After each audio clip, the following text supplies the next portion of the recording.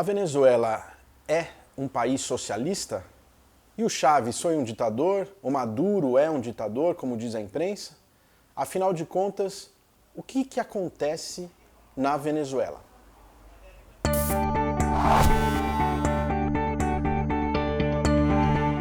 Saludos revolucionários! Esse é o primeiro vídeo de 2019 do canal Visão Marxista.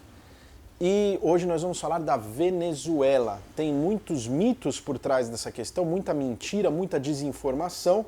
Então vai ser um vídeo um pouco mais longo. Eu tive o privilégio de passar alguns meses na Venezuela, no ano de 2010, quando o Chávez ainda estava vivo. E acho que a gente pode trazer uma discussão bastante rica aí para os nossos espectadores. Bom, para a gente poder entender o que está acontecendo na Venezuela, qual que é a natureza do processo político da Venezuela, a gente vai ter que voltar um pouco na história, mais precisamente 30 anos. Aliás, esse vídeo vai ser lançado logo depois do Carnaval, mas ele está sendo gravado hoje, no dia 28 de fevereiro, que completa exatamente 30 anos do que foi conhecido como El Caracazo, em 27 a 28 de fevereiro de 1989. O que foi o El Caracazo? O Caracazo foi uma onda de protestos de rua que tomou Caracas e o país inteiro contra as políticas econômicas do presidente então eleito Carlos Andrés Pérez. Isso aconteceu porque no dia 26 de fevereiro o Carlos Andrés Pérez colocou em vigor o paquetaço, que era um pacote de medidas econômicas. Entre elas tinha, por exemplo, o aumento de 100% do preço da gasolina. Eu não vou ter tempo aqui de explicar todas as medidas, como que era a situação política naquele momento no país. Vai ter artigos aqui na descrição do vídeo para vocês poderem se aprofundar, mas a questão é que esse aumento do preço dos combustíveis fazia aumentar o custo de vida na Venezuela. Os empresários de ônibus ficaram insatisfeitos, porque ao mesmo tempo que o governo aumentou em 100% o preço dos combustíveis, ele só decretou um aumento de 30% no preço das tarifas do transporte público. E os empresários de ônibus começaram a fazer o quê? Eles começaram a aumentar, sem a autorização do governo, para 100% também a tarifa dos transportes públicos, para acompanhar o aumento do preço do combustível. Isso levou há uma onda de protesto que começou nas cidades ali da região metropolitana de Caracas e que depois avançaram por Caracas inteira e depois por toda a Venezuela. Isso levou a manifestações onde as pessoas queimavam os ônibus e usavam os ônibus queimados como barricadas para enfrentar a repressão policial. Logo começou também a baixar dos morros de Caracas, porque Caracas é uma cidade que tem muitos morros e as favelas ficam nos morros, um pouco parecido com o Rio de Janeiro nesse sentido. E o morro desceu e começaram a participar dos protestos, inclusive a saquear supermercados, mas assim, não saqueavam bancos, eles não estavam atrás de dinheiro, eles estavam atrás de comida, de retomar tudo aquilo que era roubado na vida de exploração do povo venezuelano. E essas manifestações foram aumentando cada vez mais, o povo venezuelano foi enfrentando a polícia, alguns setores da polícia chegaram a confraternizar com os trabalhadores, mas a maior parte deles respondia com fogo. Mas a polícia não estava dando conta, as instituições governamentais em 24 horas já estavam completamente perdidas. Na verdade, o povo esteve muito perto de tomar o poder na Venezuela. O que faltava era uma direção que apontasse para isso, que dissesse o que fazer. Mas o governo venezuelano tinha perdido completamente o controle da situação e da sociedade naquele momento, até que o presidente Carlos Andrés Pérez manda o exército ir reprimir a população, e o exército, junto com a polícia, abre fogo contra a população, matando, até hoje não se sabe exatamente o número de mortos, porque muitos foram jogados em valas comuns e não se sabe o número de mortos, mas pelo menos 3.000 mortos nas ruas de Caracas. Essa demonstração de violência, de força do governo do Carlos Andrés Pérez enterrou, digamos assim, o Caracazo e afogou o Caracazo em sangue. Ao mesmo tempo, muitos setores do exército não aprovaram aquilo, não gostaram de que o exército tenha sido usado para reprimir o próprio povo. Dentre esses setores do exército, tinha um grupo liderado por um paraquedista, capitão do exército, que era Hugo Rafael Chávez Frias. E esses militares foram se articulando até que em 1992, 3 anos depois, eles tentam dar um golpe para derrubar o Carlos Andrés Pérez. O Chávez lidera um desses grupos militares, tenta dar um golpe, fracassa e é preso. Enquanto o Chávez está preso, um outro grupo de militares tenta dar outro golpe, também vai preso. Nessas duas tentativas de golpe tem mais ou menos uns 300 mortos, uma situação bem séria, mas os dois grupos vão presos. Entretanto, o governo está muito instável e o Carlos Andrés Pérez acaba sofrendo um processo de impeachment no Congresso Nacional Venezuelano em 93. Depois do impeachment do Carlos Andrés Pérez, tem novas eleições e o Caldera é eleito. Quando o Caldera é eleito, para tentar apaziguar o país daquela convulsão que estava, ele anistia, indulta os presos dos golpes, das tentativas de golpe militar contra o Carlos Andrés Pérez. E o Chávez é solto. E o Chávez vai concorrer na próxima eleição presidencial, que vai acontecer em 1998. E ele é eleito com 56% dos votos presidente da Venezuela. Então aí já cai a primeira mentira que se espalha aí, né, nessa campanha de difamação e de desinformação de que o Chávez é um ditador, que ele tomou o poder. Não, ele de fato, como militar, tentou dar um golpe contra um presidente assassino que tinha mandado o exército matar mais de 3 mil pessoas nas ruas de Caracas. Ele tentou esse golpe, mas ele fracassou, foi preso, depois foi solto, concorreu às eleições e foi eleito com 56% dos votos, de acordo com as regras do jogo. Depois que ele foi eleito em 98, ele toma posse em 99 e começa um governo onde, em 99, ele propõe uma reforma constituinte. Essa reforma constituinte é aprovada, inclusive por um referendo dos venezuelanos, um plebiscito. Nessa reforma constituinte, uma série de mudanças são aplicadas em prol da população, em prol do povo mais pobre, mais oprimido. Inclusive, por conta dessas modificações, são convocadas novas eleições presidenciais pelo próprio governo Chávez em 2000. E o Chávez é eleito novamente presidente da República 2 anos depois. Ele é eleito de novo, dessa vez com 61% dos votos, e vai começar a governar com a legitimidade que ele ganha dessa nova eleição, vai começar a governar para pôr em prática a nova Constituição que foi aprovada.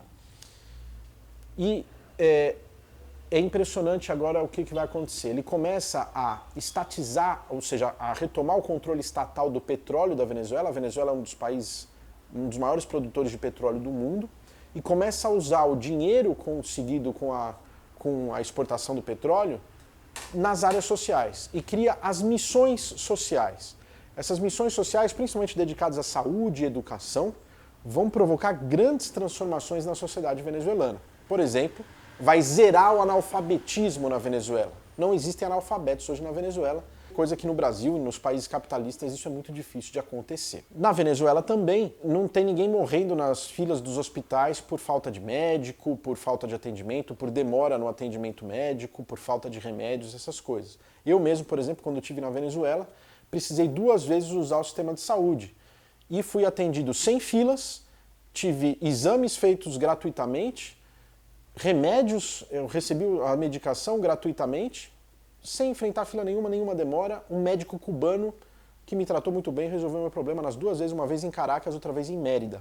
Então, ou seja, um país inteiro que resolveu o problema básico de saúde, resolveu o problema básico de educação, simplesmente com investimento de dinheiro que vinha do petróleo, que antes era usado para pagar a dívida pública do país, ou seja, era desviado, ia para o bolso dos capitalistas, dos banqueiros e especuladores nacionais e internacionais da Venezuela. Bom, o imperialismo norte-americano e a burguesia venezuelana não gostaram nada, né, dessas medidas do governo Chávez de passar a grana do petróleo venezuelano para as áreas sociais, para a saúde, para a educação, para a habitação, etc.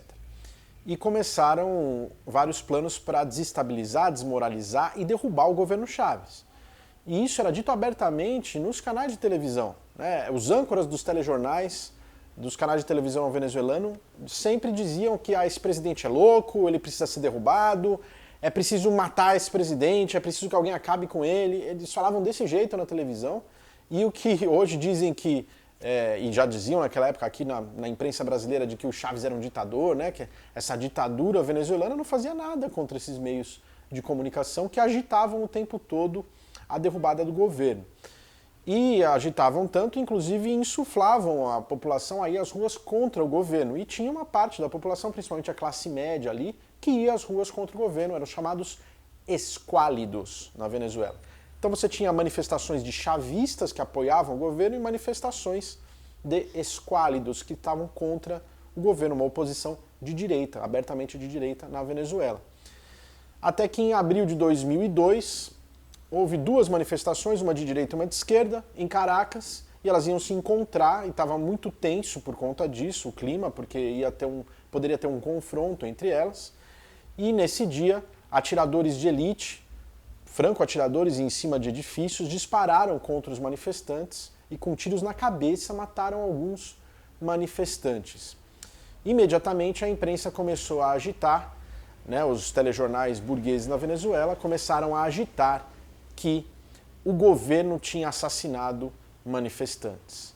E com isso, portanto, eles estavam responsabilizando diretamente o Chávez pelas mortes e dizendo que agora era necessário dar um ponto final nesse governo. Ao mesmo tempo, os generais cercam o Palácio Miraflores e ameaçam o Chávez de que se ele não sair com eles do palácio para ir preso com eles, eles vão bombardear o palácio com todo mundo que está lá dentro. O Chávez, portanto, se entrega, é sequestrado por esses generais e vai preso numa ilha que ninguém sabe onde está. Ao mesmo tempo, a imprensa, o canal estatal é tirado do ar, portanto não é possível se pronunciar explicando o que aconteceu, que o Chávez foi sequestrado, e enquanto isso os canais privados vendem a mentira para a população de que o Chávez fugiu. O Chávez fugiu porque, em tese, ele foi responsabilizado pelas mortes e saiu correndo, fugiu, desapareceu. E aí um novo governo assume, isso foi numa sexta-feira, dia 11 de abril de 2002, uma sexta-feira.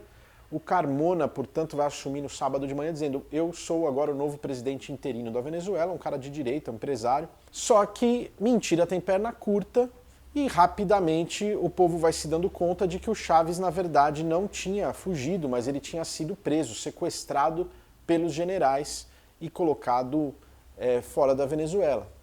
Imediatamente, os soldados vão desobedecer às ordens dos seus generais, se rebelar contra eles e buscar o Chávez lá onde ele está preso, onde ele foi colocado naquela ilha, inclusive onde tinha aeronaves com bandeiras dos Estados Unidos, etc., que mostra bem claramente que os Estados Unidos estavam por trás desse golpe para derrubar o Chávez em 2002. O povo sai às ruas aos centenas de milhares, cercam o Palácio Miraflores, onde está o governo interino, autoproclamado de direita. Os soldados, junto com o povo, entram no palácio, prendem os ministros golpistas e o novo governo golpista e reempossam o Chávez que eles resgataram lá da ilha. Isso no domingo, menos de 3 dias depois que o Chávez tinha sido sequestrado. Isso foi, portanto, um golpe que foi dado, foi empossado um novo governo e depois um contragolpe, ou seja, o governo eleito democraticamente foi restabelecido pelas massas nas ruas, junto em confraternização com os soldados do exército. Isso que aconteceu na Venezuela é, na verdade, a expressão da força revolucionária do povo venezuelano que já tinha começado lá em 89 e que, na verdade, vinha se desenvolvendo, estourado em 89 com o Caracaço. Isso que estava acontecendo na Venezuela era e é ainda uma revolução. Para quem não sabe o que é uma revolução, a gente fez um vídeo explicando isso, um vídeo anterior, é só procurar aí no nosso canal. Mas, basicamente, a revolução nesse sentido é quando o povo decide tomar os seus destinos nas suas mãos. O povo, as massas, as pessoas comuns que geralmente não lidam com política, decidem tomar os destinos políticos do país nas suas próprias mãos. E foi isso que aconteceu na Venezuela durante todo esse processo. O próprio Chávez percebeu que ele ia ter que se apoiar muito no povo para poder continuar no poder, porque a burguesia não queria mais ele no poder, tinha tentado derrubar ele e ia continuar tentando. E o Chávez vai indo, portanto, mais à esquerda depois disso. Ainda em dezembro de 2002, ele vai enfrentar uma nova tentativa de desestabilização que foi conhecido como Paro Petroleiro, que foi quando a PDVSA teve todas as suas atividades paradas paralisadas, mas não foi uma greve dos trabalhadores da PDVSA, e sim do alto escalão da PDVSA, os gerentes, os diretores da PDVSA que pararam a empresa estatal do petróleo na Venezuela, através do seu sistema informatizado, fizeram ela parar de funcionar. E eles conseguiram paralisar a produção do petróleo por 4 meses na Venezuela. Foi nessa época, no começo de 2003, que o Lula tinha assumido o governo aqui no Brasil, chegou a mandar, inclusive, um navio de petróleo para ajudar o Chávez lá na Venezuela, né? A ajuda humanitária aí do Lula, portanto, naquele momento, que ajudou, de fato, a Venezuela naquele período, mas o que resolveu o mesmo problema foi quando os trabalhadores da PDVSA decidiram enfrentar os seus superiores e abriram as válvulas da PDVSA no braço e botaram a PDVSA para funcionar de novo, novamente, portanto, a classe trabalhadora e os trabalhadores venezuelanos salvando o governo da Venezuela, salvando o governo do Chávez e fazendo a revolução avançar na Venezuela. Isso levou a que o Chávez fosse cada vez mais à esquerda e começou a se colocar como um governo anticapitalista, anti-imperialista. E em 2004, um pouco depois, a oposição venezuelana tenta novamente um golpe. O que ela vai tentar fazer? Convocar um referendo revogatório. Aquela Constituição que o Chávez aprovou em 99 tinha um artigo que dizia que no meio de um mandato presidencial, se tem uma maioria de assinaturas, etc., um certo número de assinaturas, pode-se convocar um plebiscito para decidir se o governo continua ou se ele é revogado. E a oposição consegue fazer isso e é convocado, portanto, um referendo revogatório em 2004 e o Chávez ganha, ou seja, tem um plebiscito e a maioria do povo diz queremos que o Chávez continue. Só que aí depois disso o Chávez começa a falar em socialismo. Ele não falava em socialismo até então, até 2004 não tinha nada de socialismo na Venezuela, ele falava muito de bolivarianismo, movimento Quinta República, ou seja, ele falava em fundar uma nova república, mas ele não falava que ela tinha que ser socialista.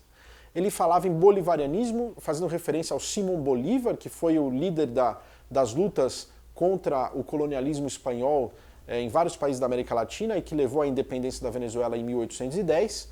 Mas é em 2004 que ele começa a falar em socialismo, começa a citar o Marx, começa a citar o Trotsky, começa a, de fato, aderir às ideias socialistas. Entretanto, para a gente começar a ir para o socialismo, como a gente já explicou no outro vídeo o que é socialismo, ou por exemplo no outro vídeo onde o socialismo deu certo, a gente explica, para isso precisa expropriar a burguesia, ou seja, tirar das mãos da burguesia a propriedade privada dos grandes meios de produção, e isso não aconteceu na Venezuela. A Venezuela até hoje é um país capitalista. A economia venezuelana está na mão dos capitalistas, está na mão dos proprietários privados. A propriedade privada dos meios de produção é o que impera hoje na Venezuela ainda, apesar do Chávez ter estatizado a PDVSA, a petroleira, mas até aí vários países capitalistas têm setores estatais e outros privados. A questão é que os bancos, o controle da economia e das grandes empresas venezuelanas continua nas mãos de capitalistas, de figuras privadas, né? Isso continua até hoje, o Chávez nunca resolveu esse problema, portanto, a Revolução Venezuelana, que começa com o povo no Caracas em 89, que acaba se expressando no povo elegendo Chávez, que tinha sido aquele que tentou derrubar o governo repressor ao Caracas, né, através de um golpe. Eles elegem o Chávez. Quando o povo elege o Chávez, ele está expressando o seu ímpeto revolucionário através do processo eleitoral, mesmo que isso seja uma contradição. Foi assim que aconteceu na Venezuela. Todo esse processo revolucionário, ele ficou pela metade, ou seja, ele não foi completado do ponto de vista do marxismo, do ponto de vista dos socialistas, porque para ser completado ele precisaria ter expropriado a burguesia. E o Chávez não levou isso até o fim.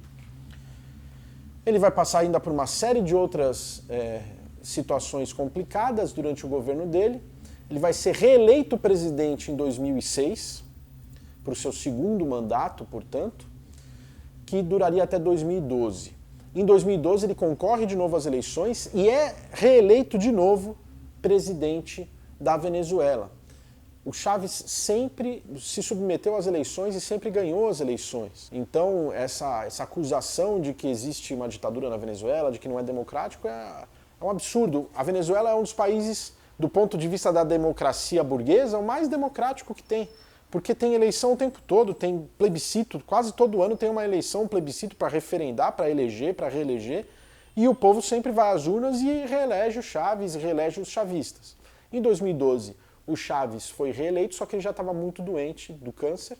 Ele morre logo em seguida, em março de 2013. Como ele ainda não tinha tomado posse da eleição que ele tinha acabado de ganhar, foram feitas novas eleições e o vice-presidente, que era o Nicolás Maduro, o vice-presidente do Chávez, aí se candidata a presidente e é eleito com 51% dos votos, quase ali, perde para a oposição e é eleito presidente da Venezuela, o Maduro, em 2013. Quando eu estive na Venezuela em 2010, eu pude presenciar, por exemplo, uma manifestação de rua que tinha mais de 1 milhão de pessoas na principal avenida de Caracas, a maior parte vestida de vermelho, e tinha dentre eles muitos vestidos de verde, verde oliva, que eram os milicianos. O que o Chávez fez? O Chávez democratizou as forças armadas, o exército venezuelano. Então ele permitiu que houvesse eleição de comandantes dentro do exército. Então muitos dos oficiais mais baixos passaram a ter patentes mais altas.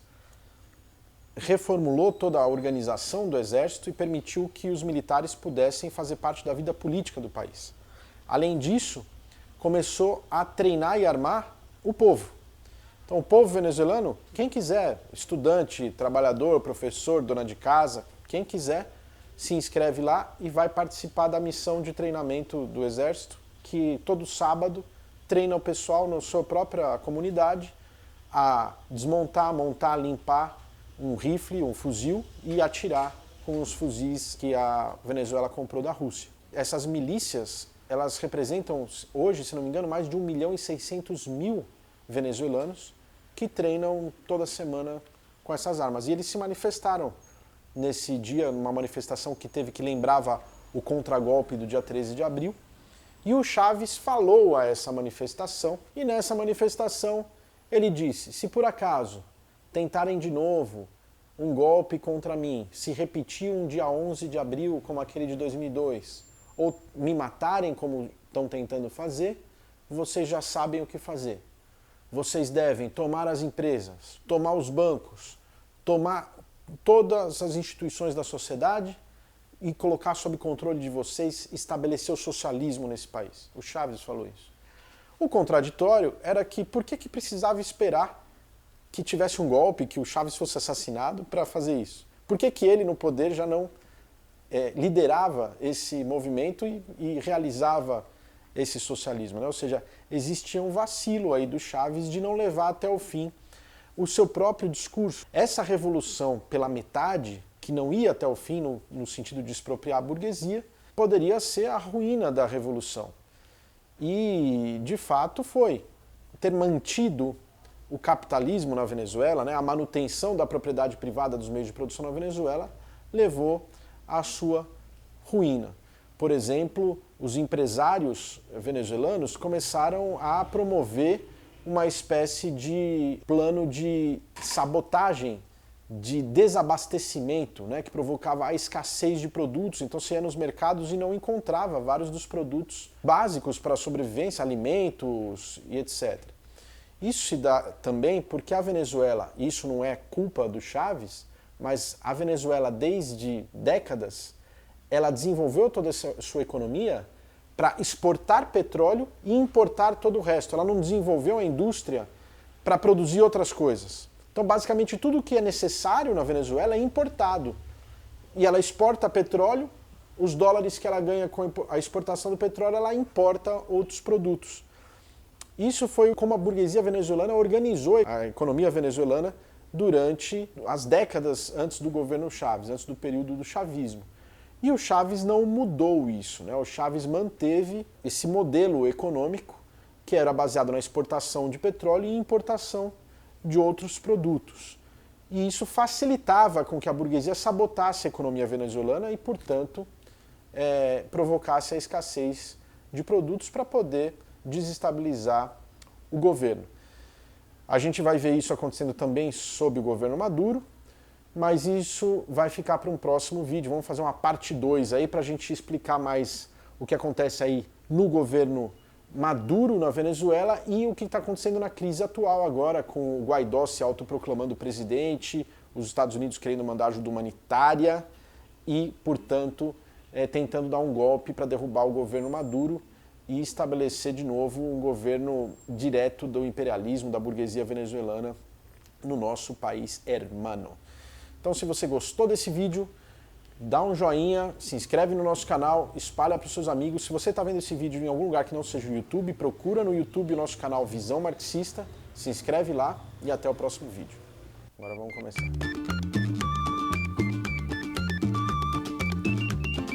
Saudações revolucionárias, eu ia falar em espanhol, por que eu falei em português? Vamos começar de novo essa bosta.